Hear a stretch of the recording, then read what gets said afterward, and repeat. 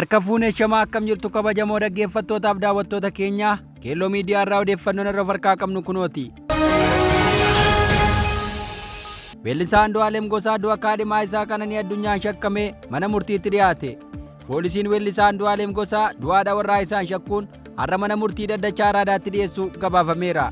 Jalqaba torban kanaa kibxata barii erga kaadhimaan Andu'aalem sababa ammaaf hin beekamneen kufuun duuteen booda qorannoof to'annoo jala oolchuu poolisiin beeksiseera.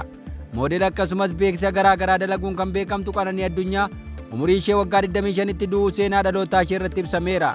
Awwaalchi ishees guyyaa kaleessaa magaalaa Finfinnee Bataskaana Kaatedraalii Qulqulluu Sillaaseetti raawwatameera.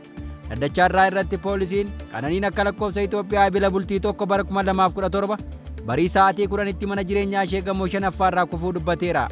Andu'aalem Gosaa waliin waan jiraattuuf weellisaan kun shakkamaa ta'uu poolisiin himee jira. Shakkii kanaa qulqulleessuuf yeroo dabalataa qorannaaf isaanii mijatu guyyaa 14 akka barbaachisu poolisiin gaafateera.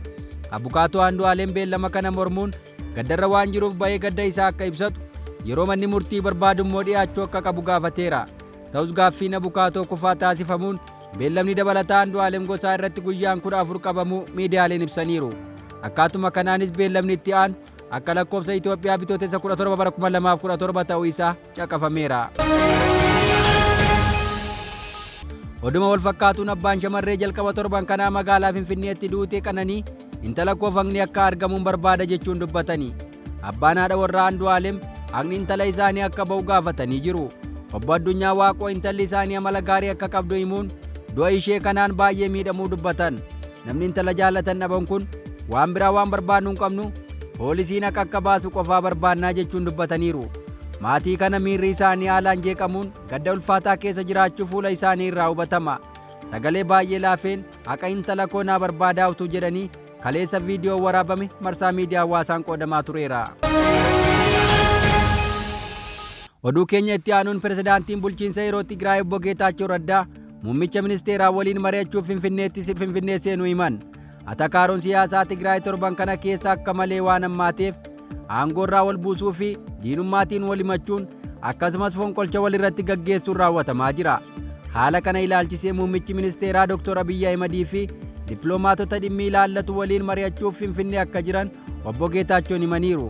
Finfinnee deemuun isaanii waamicha muummichi ministeeraa isaaniif taasiseen akka ta'e kan ibsan obbo Geetaachoon haala naannoo Tigraay akka ibsuuf muummichi ministeeraa bilbilanii na waamanii jedhan.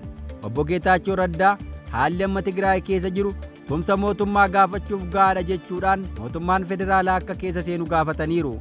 Kana jechuun maal akka ta'ee fi maaliif tumsa mootummaa federaalaa akka gaafatan yommuu ibsan bu'uura waliigaltee Piriitooriyaan mootummaan federaalaa humna nageenyaa isaa bobbaasuu danda'a. Haala amma jiruun garuu humnoonni mootummaa federaalaa gidduu seenuun tarkaanfii sirriidha jedhee hin yaaduu jedhan. Mootummaan federaalaa daangaa Eertiraa waliin qabnu eegsisuufis dirqama qaba ka jedhan obbo Geetaachoon haa ta'u malee nuti amma tumsi barbaannu qaamoleen yeroo ammaa hokkora kaasuuf socho'aa jiran qalbii isaaniitti akka deebi'an carraan akka kennamuufidha jedhan.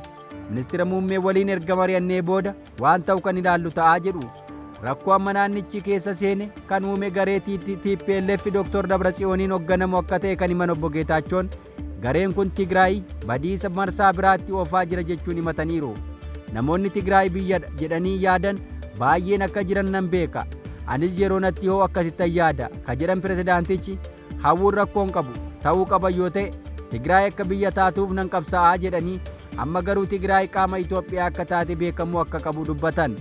Biyya ta'uu waan hawwiteef qofa biyya waan taates itti fakkaatee waraana qabattee hanga dhumaatti ittan fufa yoo jette hin ta'u. Waliigalteen Piriitooriyaa kana nayyamuu jedhanii Tigraay akkuma naannoo kamiiyyuu poolisii fi milishaa qabaachuu dandeessi malee raayyaa ittisaa Tigraay ka jedhamu qabaachuu akka hin dandeenye dubbatan. Obbo Geetaachoo wayita magaalaa Finfinneetti argaman kanatti miidiyaaleef ibsa kennaniiru. Ibsa isaanii kanaan haala naannoo Tigraay fi raafama gidduu kanaa irratti ibsa bal'aa kennan. Ibsa isaanii kana keessatti humnoota siyaasaa fi waraana Tigraay keessaa gareen Eertiraa waliin hariiroo qabu akka jiru dubbataniiru. Gareen kun warra yakka hojjetaa turee fi gaafatamummaa jalaa ba'uuf jaalu akka ta'e ibsan. Gama biraatiin Eertiraa fi Itoophiyaa gidduutti lolli eegaluu akka hin oolle himamaa jira. Namoonni hedduun yoo lolli kun eegale ammas Tigraay dirree waraanaa taati jedhanii sodaa qaban ibsataa jiru. Obbo Geetaachoonis sodaa kana kan qaban akka ta'e ibsanii lolli sun akka hafuuf yaalaa akka jiran himan. Eertiraa yoo Itoophiyaa ni wareerti jette yaaddofte Tigraayin da'annoo godhachuuf yookiin yoo haalli mijataan uumame Tigraay waliin taatee gara Finfinneetti imaluuf yaada qabaachuu maltii jedhaniiru. Tibba kana obbo Geetaachoon ajajoota waraanaa Tigraay 3 aangoorraa kaasuu isaanii hordofee biiroon tasgabbii fi nageenyaa naannichaa ajaja pirezidaantichaa hojiirra akka oolchine ibseera. Obbo Geetaachoonis hoogganaa biiroo nageenyaa naannichaa aangoorraa kaasan. Gareen Dr. Dabratsiyooniin hoogganamu bulchiinsa yeroo sadarkaa aanaa fi magaalaa humnaan ari'ee hoogganaa haaraa akka bakka buusaa jirutti yeroo ibsan haalli hammaataa deemuu isaatiin mootummaan federaalaa dhimma Tigraay gidduu akka seenu obbo Geetaachoo waamicha dhiyeessaniiru.